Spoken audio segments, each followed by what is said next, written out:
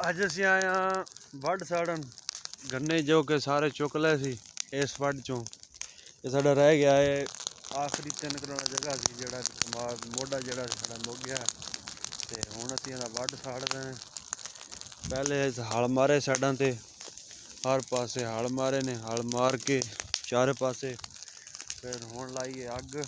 ਇਹ ਲਾਂ ਦਾ ਪਿਆ ਜਵਾਨ ਸਾਡਾ ਬਸ ਹੁਣ ਗਰੋ ਕਰਦੀ ਪਈ ਹੈ, ਹਵਾ ਵਗਦੀ ਅਸਲ ਤੇ ਮੈਂ ਕਈ ਲੈ ਕੇ ਆਇਆ। ਮੈਂ ਮਿੱਟੀ ਪਾਉਣੀ ਪਵੇ ਮਤਾਂ ਉੱਤੇ ਸਾਈਡਾਂ ਦੇ ਲੋਕਾਂ ਦੇ ਕਮਾਲ, ਇੱਧਰ ਵੀ ਕਮਾਲ ਉੱਧਰ ਵੀ ਕਮਾਲ, ਫਿਰ ਇਹਨਾਂ ਸਾਨੂੰ ਚੱਟੀ ਭੋਗਣੀ ਪਵੇ।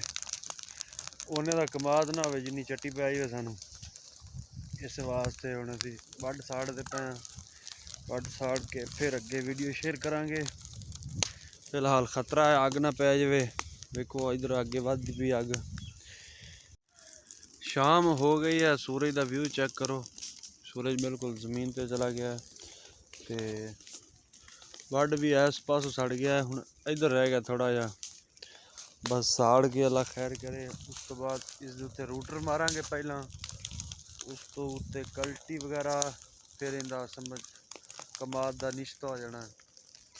ਉਸ ਤੋਂ ਬਾਅਦ ਦੱਸ ਦਈਏ ਕਿ ਧੁੰਦ ਬਣਾਉਣ ਦੀ ਕੋਸ਼ਿਸ਼ ਫੁੱਲ ਜਾਰੀ ਹੈ। ਮਰੀਮ ਨਵਾਜ਼ ਨੇ ਆਖਿਆ ਸੀ ਵੀ ਧੂੰਆਂ ਨਹੀਂ ਲਾਉਣਾ, ਅੱਗ ਨਹੀਂ ਲਾਉਣੀ, ਅਸੀਂ ਫੁੱਲ ਜਾਰੀ ਕੀਤੀ ਖੜੇ ਕੰਮ ਨੂੰ। ਕਮਾਦ ਬੀਜਿਆ ਸੀ ਅਸਲ ਤਬਾਹੀ ਲਾ ਦਿੱਤੀ ਉਹਨੇ ਸਾਡੀ ਖੁਰਕ ਦੀ।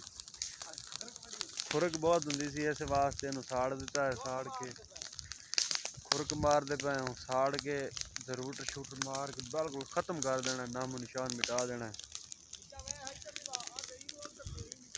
ਹਾਂਜੀ ਆ ਅੱਗ ਉਹਨੂੰ ਗਰੋ ਕਰਦੀ ਪਈ ਹੈ, ਉਹ ਇਹਨੂੰ ਗਰੋ ਕਰਦੀ ਪਈ। कुदरत का निज़ाम है। हवा चेक करो। शाम हो चुकी है जो कि मगरिब होने वाली है। उसके बाद हम व्लॉग का एंड करेंगे यहीं पर, क्योंकि शाम हो चुकी है। हमारा फिर जो कि है रिज़ल्ट नहीं आएगा। उससे पहले तुसी कह रहोगे हल किस तरह मारे ने, गड्डी तो है नहीं, वो हम आपको दिखा रहे हैं। ट्रैक्टर हमने इधर एक साइड पे लगाया है ताकि फिर ये ना हो कि आग में से इसको भी आग ना लग जाए, इसलिए इसको एक साइड पे खड़ाया है। मैं मोटरसाइकिल पे आया हूँ, वो गाड़ी लेकर हमारा ड्राइवर जो चाचा है उस वो लेके आया है। उस तो बाद इस व्लॉग का करते पे ते एंड। आज की वीडियो थोड़ी चंगी लगी होनी है, अल्लाह खैर करे। फिर मिलेंगे अगले व्लॉग। ओके बाय, अल्लाह। साड़ी वीडियो लाइक करो, शेयर करो, चैनल को सब्सक्राइब करो ताकि आने वाली वीडियो तुहाडे तक लाजमी पहुँच सके।